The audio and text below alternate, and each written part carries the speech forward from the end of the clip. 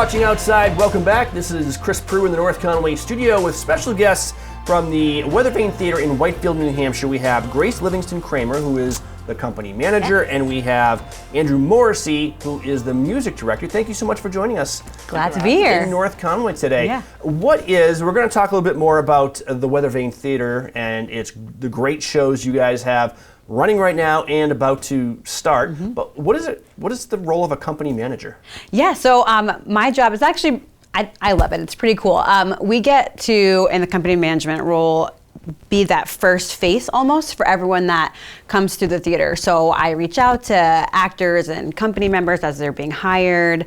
I get all of their information so we can pay them. And then we also get to greet them when they arrive and kind of just be that extra sense of comfort as people who've never been here before or who are returning start their season. And you have people from all over the country and sometimes beyond coming to Yes. the Weathervane Theatre to perform music. Let's get over to Andrew. You're the music director. And one of the nice things about performances at the Weathervane is that you actually have a live musical pit orchestra. We do, yeah. There's 6 members in the pit this year. We've both on stage and off. We're kind of tucked in the north lobby for the rest of the season, but the shows that we did early in the season, we were right on the stage there so everyone can see it. It's great. We have both locals and musicians that we hire from out of the state. We have a drummer here from the UK, so we're multi-diverse and stuff. Everything is great. Well, I get nervous just thinking about learning the music for one show, but at the Weathervane, it's repertory theater, so there are shows nonstop throughout the summer. Oftentimes, you could be doing a different show every day for a week. How do you possibly learn all that music? Yeah, it can be tough sometimes. We have a lot of brush-up rehearsals for shows because sometimes they don't happen for about a week in between. So we kind of have a half hour to kind of get back into the world of the show. But I think it's great for our brains to kind of keep it all in the air and gives them a chance to try some different things, which is great. All right. Before we get into some of the shows, I just want to talk more about the Whitefield in general, because the part that, or the Weathervane in Whitefield, the part that always amazes me is that this is professional theater. You have actors from all over the country. You live in New York right now. And to me, it just seems like such a unique and fun experience, an opportunity for people up here in the White Mountains to enjoy theater that is usually reserved for the likes of Broadway and things like that. So what brings you back to the Weathervane? I guess this is your 4th time? It is my 4th time, yeah. For me, I love the kind of creative atmosphere that we present to the audiences there. It gives us a chance to kind of do things that we wouldn't normally get to do in our daily lives, and being able to kind of share that level of entertainment with the audience is really special. So I enjoy kind of what I'm passionate about sharing with them as the same thing. So. And is it culture shock when you go from New York to Whitefield? A little bit coming back. Yeah, I grew up in New Hampshire, so the kind of mountains aspects and stuff is great. But yeah, it's nice to just escape the city sometimes. Yeah, my favorite part is when I tell people that at night we like to make sure that everyone has a ride in a car because of bears, and I always just pause to see how people are going to react, because sometimes I'll be like, haha, that's funny, and I'm like, no, I'm serious. We have bears. We had one of your players, Jorge Donoso, was on last time, and he said they saw a moose, and he stopped and he had no idea what he was looking at. His brain shut down. He thought he was looking at the devil. The devil has followed me to Whitefield. Yes, it is kind of, it's really amazing to see some people's reaction to this much nature, let's just say, because it's different. People grow up in different areas, so. Let's get to some of these great shows that you can see now and upcoming at the Weathervane. Coming up very soon is A Midsummer Night's Dream. You guys are getting back into Shakespeare. Yes, we are. We were just talking, and I believe it's been since the 70s that we've done a full Shakespeare production on our main stage. A few years ago, we brought it back to kind of see what the temperature was and if people enjoyed it or not, and we had great feedback that we're like, yes, let's see the more of this. So here we are doing A Midsummer Night's Dream. It's directed by Nathaniel Claridad, this is his 3rd season back, and he has a whole interpretation of it.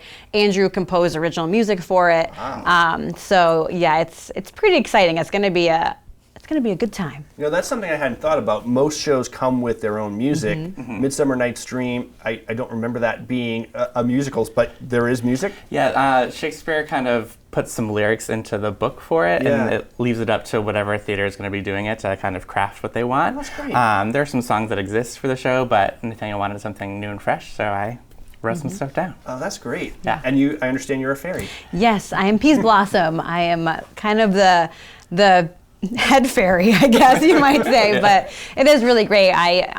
This is my first show back this season, and walked in that first day and got to sing this beautiful piece, and it's just really exciting. It is that creative element that saying what you guys had said earlier, bringing people in for the first time or coming back. You really get to do your craft here as an actor and push yourself in good ways. So. It's exciting. All right, from Shakespeare we go to ABBA and Mamma Mia, which is going to be opening soon. Yeah. That's always a crowd favorite. Oh, yes. Yeah. People have already been talking about it since the beginning of the season. Yeah, and we did it, I think, probably back in 2016, so it's nice to bring it back to the stage, and it's just going to be, everyone can stand up and sing at the end. It is a good time, that is for sure. As a music director, do you have fun with that show? Oh, so much fun, yeah, because the thing that's exciting is having an audience know all the music ahead of time and sing along in the audience, so it's going to be a lot of fun. That's awesome. And then Guys and Dolls, kind of like a tried and true staple of main stage theater. Yes. Again, another show where everyone knows the music and the iconic songs like Be a Lady, Frank Sinatra,